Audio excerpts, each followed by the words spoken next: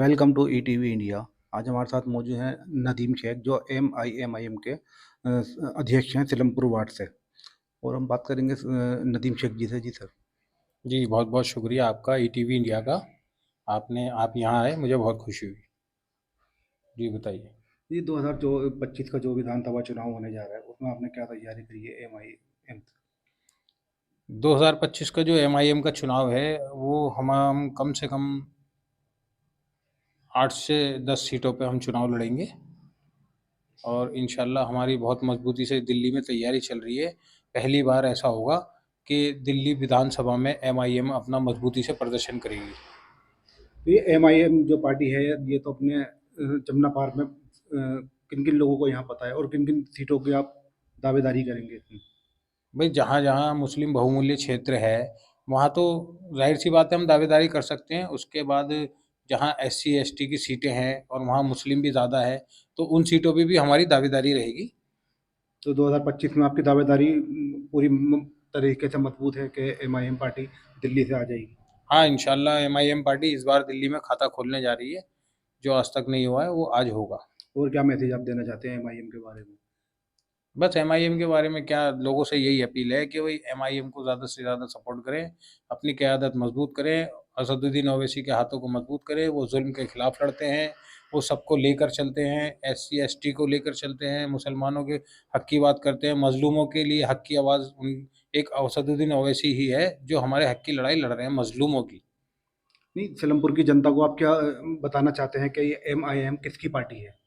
थोड़ा-सा खुल के बताएँगे एमआईएम किसकी पार्टी है? एआईएमआईएम जो पार्टी है, बैरिस्टर असदुद्दीन ओवैसी हैं, उनकी पार्टी है। हम उन्हीं के साथ जुड़े हुए हैं और वो ही हम उनकी क़यादत में ही काम कर रहे हैं यहाँ पर।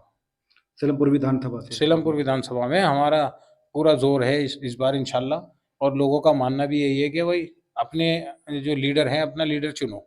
सबके अपने-अपने लीडर हैं, हमें भी अपना लीडर चुनने का हक है और हमने अपना लीडर चुन लिया है, असदुद्दीन ओवैसी को। जी, और क्या कहना चाहेंगे? बस अब मैं तो यही कहूँगा कि भाई इस बार इंशाल्लाह एक होकर सब ओवैसी साहब के हाथों को मज़बूत करो और पतंग का निशान हमारा है, उसको वोट दो। पतंग का निशान ही आपने चुना है? हाँ, हमारा पतंग का हाँ, एआईएमआईएम का? पतंग का निशान है हमारा, एआईएमआईएम का ये है। दिल्ली से मोहम्मद तनवीर की खास खबर। नदीम साहब, दिल्ली विधानसभा चुनाव नज़दीक आता जा रहा है। ऐसे में एक तरफ आम आदमी पार्टी और बीजेपी और कांग्रेस जो है बड़े-बड़े दावे अपनी जीत के कर रहे हैं। ऐसे में क्या लगता है दिल्ली में विधानसभा चुनाव में एमआईएम पार्टी कितना अपना परचम लहरा पाएगी और कितनी सीटों पे दावेदारी एमआईएम पार्टी करने जा रही है? इरफान भाई बहुत-बहुत शुक्रिया आपका, आप यहाँ आए मेरे पास और मैं आपको बता दूँ कि अभी आप महाराष्ट्र का चुनाव देख लो, ओवैसी साहब और इम्तियाज़ जलील साहब ने कितना वहाँ पे जलवा बिखेर दिया है। उस चुनाव का असर हमारी दिल्ली पे भी इंशाल्लाह पड़ने वाला है और अब दिल्ली में एमआईएम मज़बूत हो चुकी है। क्योंकि पहले जो रहे हैं लोग, उन्होंने मेहनत करी, लेकिन उसके बाद भी हमें कोई रिस्पॉन्स नहीं मिला। लेकिन अब की जो है सोच मुसलमानों की और हमारे दलित भाइयों की, वो यही है कि असदुद्दीन ओवैसी जो है, बहुत मज़बूत लीडर हैं, हक़ के लिए लड़ते हैं और सड़क से लेके संसद तक जो है, वो ही हमारी आवाज़ को उठाते हैं। बात करें अगर सीलमपुर विधानसभा की, हुँ। सीलमपुर विधानसभा में पहले कांग्रेस से दिग्गज नेता चौधरी मतीन, लेकिन अब आम आदमी पार्टी का उन्होंने दामन थाम लिया है।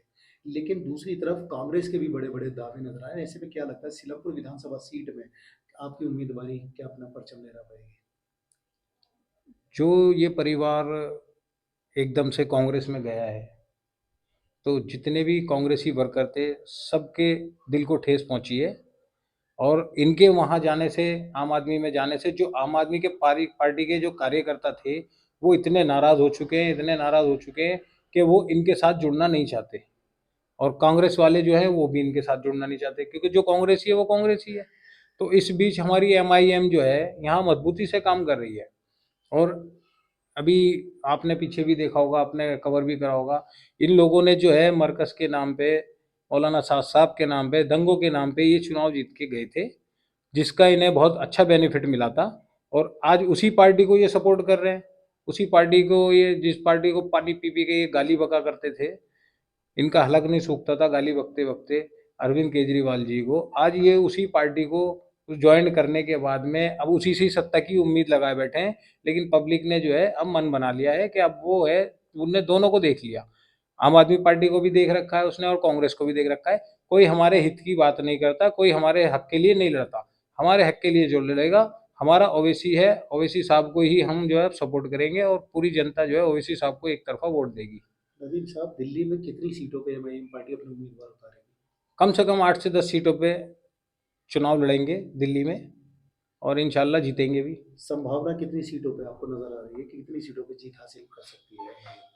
जब लड़ेंगे तो जाहिर सी बात है सब पे जीतने के लिए लड़ेंगे, कि हारने के लिए तो लड़ेंगे नहीं। क्योंकि कम सीटों पे इसीलिए लड़ा जाता है कि हमारी सीट हमारे खाते में आए, और ज़्यादा से ज़्यादा तो फिर 70 सीटें, 70 की 70 लड़ लो, कोई फ़ायदा नहीं है उसको लड़ने से।